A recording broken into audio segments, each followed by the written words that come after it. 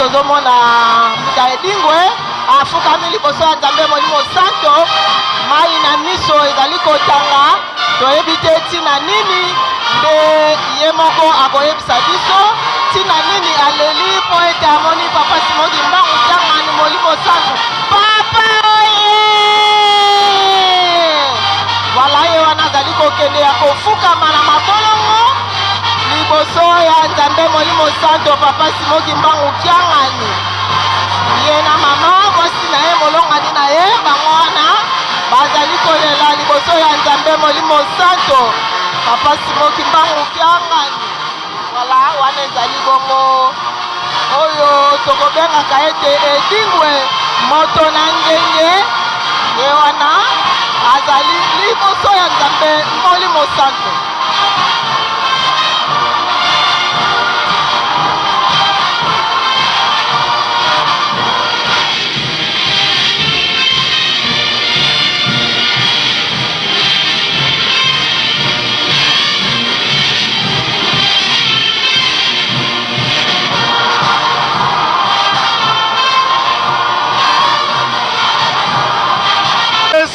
Tata na biso ndeko na biso mbote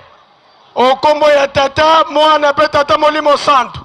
okombo ya tata ya mwana tata Molimo Santo topesi maloba epa ya tata na biso mbuta edingwe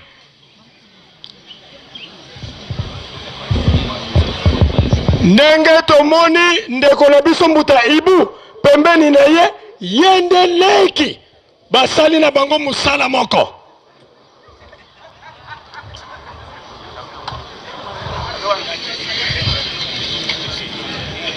Kimbangiste oye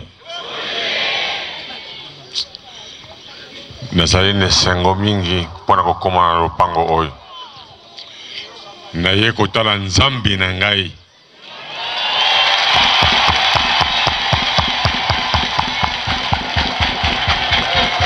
ata tobambaki mabanga na Kinshasa ntango ebembe na ye eyalaki esalaki ngai pasi nakanisaka ke eglise Kimbangiste ezali mpo na bakongo nakomi awa namoni bikolo nyonso ezali awa donk na Kinshasa bakosaka ngai moko na ye komona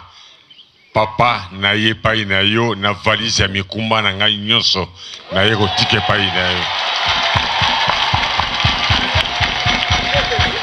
papa nasengi yo pa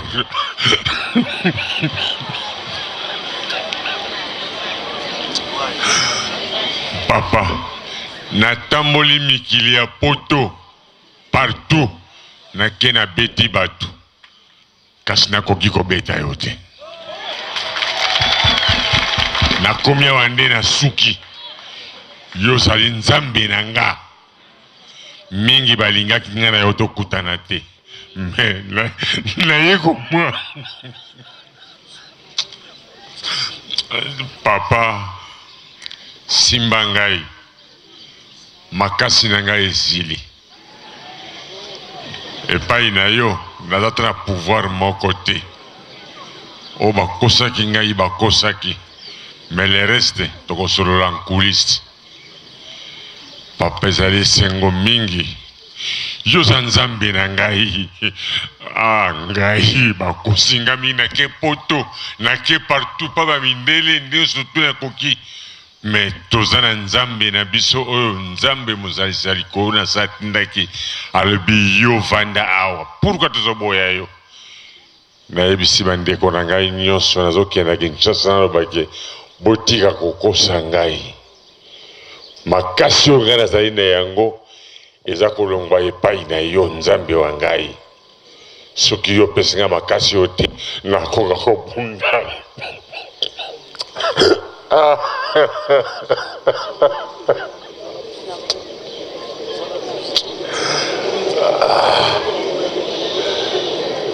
moko Nzambe wa ngai kamata mikumba na ngai nyonso naye kotika epai na yo soki nazongeli makambo ya mabe na liso mutu te ntango na kotika natika na motema moko opesa ngai valise ya bisengo. Nalingi kozonga maboko pamba te, nalingi kozonga na valise ya bisengo. Ngai mpe nakabola baninga na Kinshasa.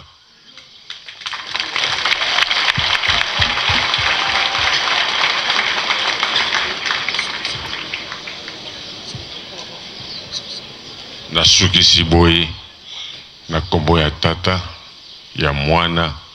ya Molimo Santo. Merci. Maboko, maboko, maboko. Biso nyonso tolandi ete aye epai ya Nzambe na ye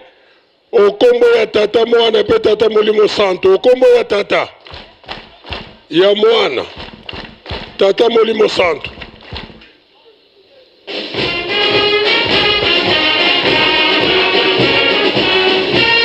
Voilà, ndenge tolandi ye moko mbuta edingwe